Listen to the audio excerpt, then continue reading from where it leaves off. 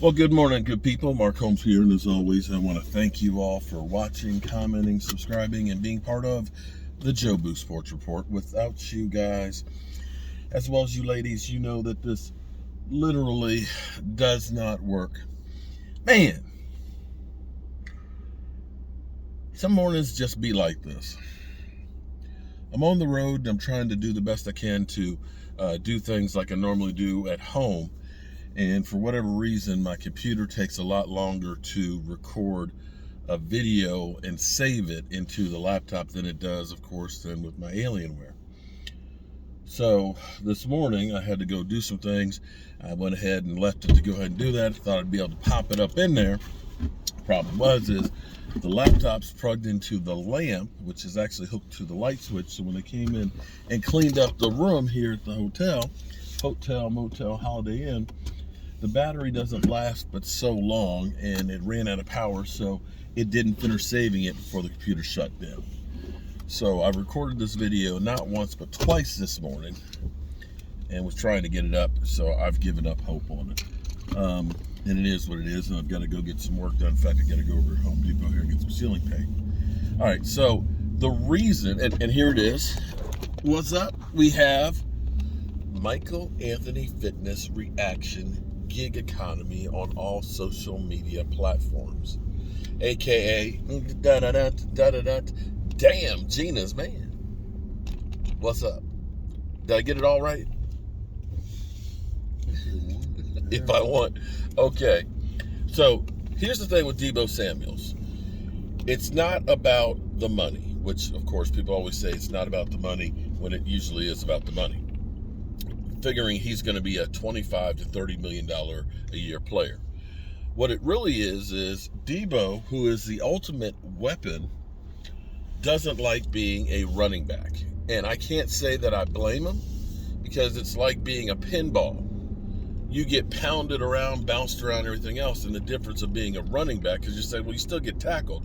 Oh, there's a big difference between running between the tackles versus being a wide receiver.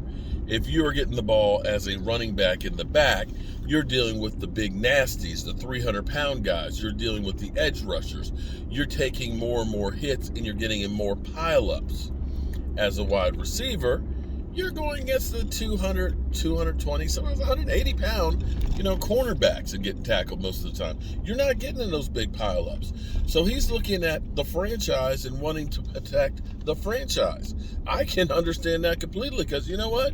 I wouldn't want to be tackled by 300-pound people if I didn't have to. And understanding that when you look at somebody like Zeke Elliott, who you got to say Zeke's best years are behind him now, that, it's hard out here being a pimp as in a running back.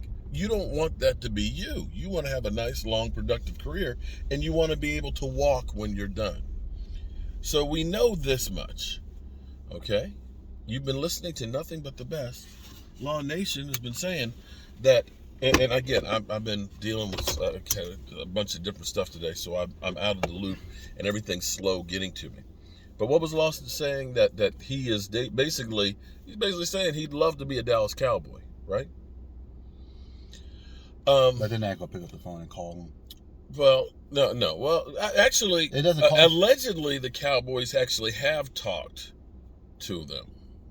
But we know, Stephen Jones, hey, D-Law, we owe you, $27 million. How about we give you 10? We know that. Von Miller may have taken that too. Well, that's the problem. You may have taken that too. The problem is what's realistic on it. Now, you start saying $25 to $30 million. Well, the money is going to grow. I've told you guys, just the DirecTV one is going to be $15 million a year for each team. Oh, for just the DirecTV. I thought you were talking about for Apple. For Apple. Yeah. Excuse me, Sunday Ticket.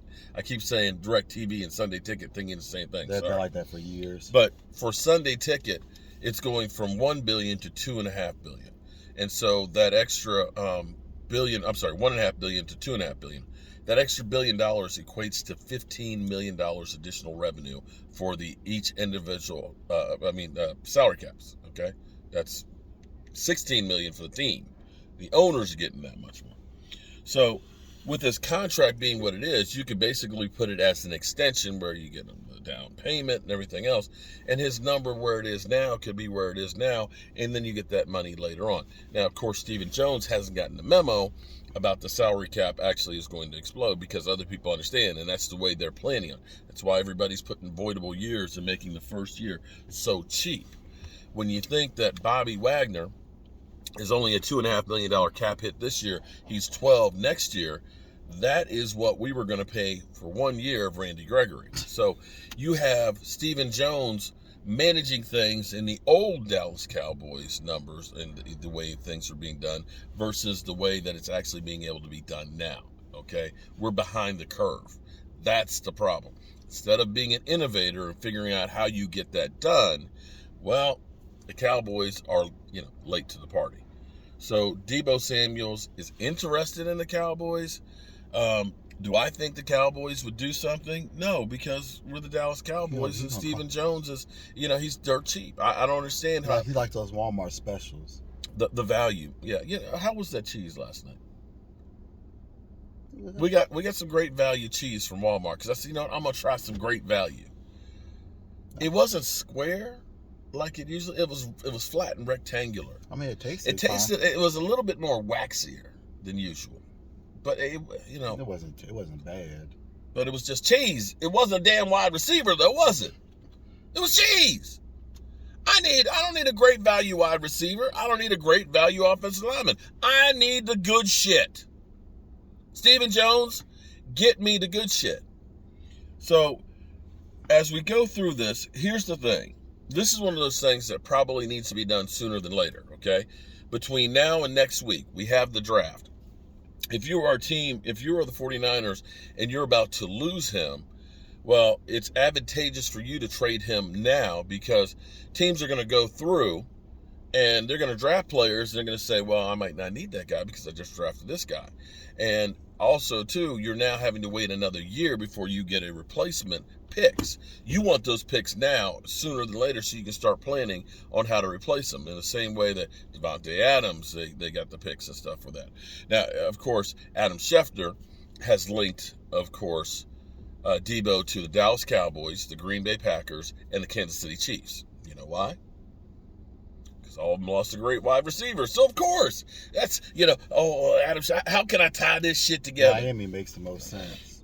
Well, oh, because No, because his coach actually helped him get to where he is now, is the head coach of the Miami Dolphins. Maybe, but CeeDee Lamb's agent is also Deebo's agent. So there's that. We'll see what happens. But in the meantime, I got to go get some paint. Peace.